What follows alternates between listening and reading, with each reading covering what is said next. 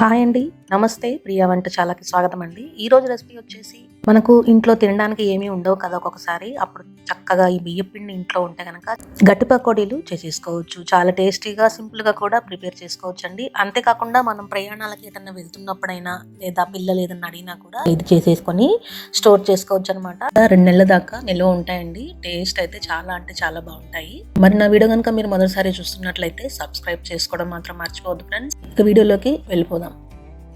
ముందుగా నేను ఒక గంట ముందు పచ్చనిపప్పు నానబెట్టుకున్నానండి, ఒక అరకప్పు దాకా. ఇవి చేసుకోవడానికి ఎటువంటి ప్రెషింగ్ మిషన్ కూడా ఏం అవసరం లేదండి, మన చేయితోటి ఇవన్నీ చేసేసుకోవచ్చు అనమాట. తర్వాత రుచికి సరిపడు పచ్చిమిరపకాయలండి. కొంచెం కారం కాయలు అయితే కొంచెం తక్కువ వేసుకోవాలి, మీడియంగా ఉంటే మాత్రం కొన్ని ఎక్కువ పడతాయి అనమాట. నేనైతే కొంచెం కారం కాయలు కాబట్టి కొన్ని తక్కువే తీసుకున్నాను. అన్ని మిక్స్ జార్లో వేసిన తర్వాత ఒక స్పూన్ దాకా జీలకర్ర, అదే విధంగా రుచికి సరిపడు ఉప్పు వేస్తానండి. మనం పిండి కలుపుకునేటప్పుడు ఉప్పు వేయాల్సిన అవసరం లేదు, మనం ఇందులోనే వేసేస్తున్నాం అనమాట. ఇప్పుడు దీన్ని మనం బాగా మెత్తగా గ్రైండ్ చేసి పెట్టుకోవాలి. ఇప్పుడు నేను ఒక కప్పు దాకా, ఇది మొత్తం ఒక అరకిలో బియ్యం పిండి ఉంటుందండి. ఈ బియ్యం పిండి అరకిలోతో చేస్తున్నాను. తడి బియ్యం పిండి తీసుకోలేదండి, నేను మామూలు పొడి బియ్యం పిండి తీసుకున్నాను. పిండిని మొత్తం జల్లించుకున్న తర్వాత ఇందులో ఒక 2 నుంచి 3 స్పూన్ల దాకా నువ్వులు వేస్తున్నాను. నానబెట్టుకున్న పచ్చనిపప్పుని ఇందులో వేసేస్తున్నాను. బాగా మిక్స్ చేసుకున్న తర్వాత పిల్లలు స్నాక్స్ కూడా ఏదో ఒకటి అడుగుతుంటారు కాబట్టి చక్కగా ఇది చేసేసుకొని స్టోర్ చేసుకోవచ్చు. ఇప్పుడు ఇందులో మరిగించిన నూనె వేస్తున్నానండి, ఒక పావు కప్పు దాకా. ఈ నూనె అనేది ఇట్లా వేసుకుంటే క్రిస్పీగా క్రంచీగా వస్తాయన్నమాట. మనం దీని ప్లేస్లో బటర్ అయినా కూడా యాడ్ చేసుకోవచ్చు. ఈ విధంగా బాగా మిక్స్ చేసుకున్న తర్వాత ఈ విధంగా మిక్స్ అయిపోయింది, చూసారా అండి, మంచిగా మిక్స్ అయిపోయింది. ఇది చేతిలో ఒక పిండి ముద్దలాగా చేసేసుకొని పెట్టుకోవాలన్నమాట. ఈ విధంగా ముద్ద అనేది గట్టిగా వచ్చేస్తే మనకు నూనె అనేది మంచిగా సరిపోయినట్టు లెక్క, అదే మనకు గుర్తు. ఇప్పుడు ఇందులో లేత కరివేపాకు వేస్తున్నానండి. తర్వాత మనం గ్రైండ్ చేసి పెట్టుకున్న పచ్చిమిరపకాయల పేస్ట్ వేసేసుకొని బాగా మిక్స్ చేసుకోవాలి.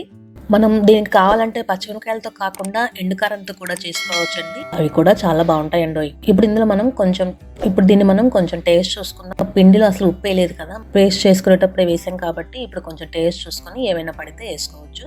నాకు కొంచెం పట్టిందండి, వేస్తున్నాను. దీనికి వేడి నీళ్ళు వాడట్లేదండి, మామూలు చన్నీళ్ళతోటే ప్రిపేర్ చేసుకుంటున్నాను. ఈ విధంగా వాటర్ పోసిన తర్వాత బాగా మిక్స్ చేసుకోవాలండి. అన్నట్టు నేను ఇందులో అల్లం వెల్లుల్లి పేస్ట్ వేయడం మర్చిపోయానండి, ఒక 2 స్పూన్లు అల్లం వెల్లుల్లి పేస్ట్ వేస్తున్నాను. నీళ్లు వేసిన తర్వాత వేసారు ఏంటంటే అనుకోవచ్చు, ఇంకా మొత్తం వేయలే కదండి, పిండి అనేది మంచిగా కలిసిపోలేదు. ఇంకా యాడ్ చేసింది కూడా కొన్ని వాటరే కాబట్టి ఈజీగా కలిసిపోతుంది. ఇప్పుడు ఒక 1.5 స్పూన్ దాకా అల్లం వెల్లుల్లి పేస్ట్ వేసాను. పిండి మొత్తం బాగా కలిసిపోయినట్టు బాగా మిక్స్ చేసుకోవాలన్నమాట.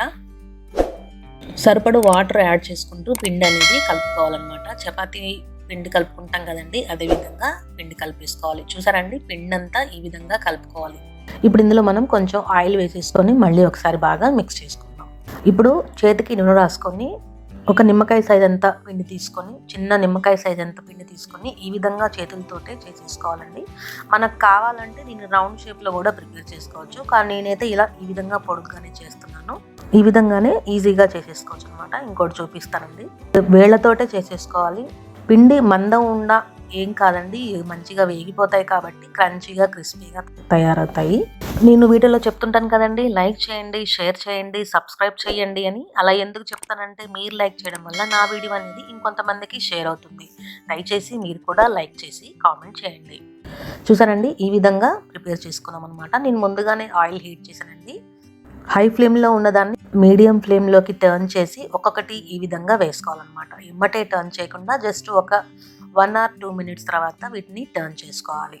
ఎమ్మటే చేసేసామనుకోండి మొత్తం ఇరిగిపోతాయి. చూసారండి, ఈ విధంగా గోల్డెన్ కలర్లోకి వచ్చిన తర్వాత వీటిని మనము తీసేసుకోవాలన్నమాట. హై ఫ్లేమ్లో మాత్రం అస్సలు వేగకూడదండి, హై ఫ్లేమ్లో వేగితే లోపల పచ్చి పచ్చిగా ఉంటాయన్నమాట. అందుకే మనం మీడియం ఫ్లేమ్లో ఉంచుకొని మాత్రమే వీటిని వేయించుకోవాలి. ఈ విధంగా గోల్డెన్ కలర్లోకి వచ్చిన తర్వాత వీటిని మనము తీసేసుకోవాలి. చూసారండి, మన గట్టి పకోడీ ఏ విధంగా తయారు చేసుకున్నామో క్రంచీగా క్రిస్పీగా తయారయ్యాయి, చాలా టేస్టీగా ఉన్నాయండి. మరి మీరు కూడా ట్రై చేస్తారు కదా, ట్రై చేసి మీకు ఎలా వచ్చిందో కింద కామెంట్ సెక్షన్లో తెలియజేయండి. మంచిగా ఊళ్ళకి ఎక్కడికన్నా మనం ప్రయాణాలు ఉన్నా కూడా, లేదా పిల్లలు ఏదైనా స్నాక్స్ అడిగినా, లేకుంటే ఇంటికి ఎవరైనా గెస్ట్లు వచ్చినా చక్కగా ఇవి చేసేసి పెట్టేసేయండి. నా వీడియో కనుక మీకు నచ్చినట్లయితే లైక్ చేయండి, షేర్ చేయండి, సబ్స్క్రైబ్ చేసుకోండి. మన నెక్స్ట్ రెసిపీ తోటి మళ్ళీ కలుద్దామా ఫ్రెండ్స్, అంతవరకు సెలవు. Support us friends, thank you.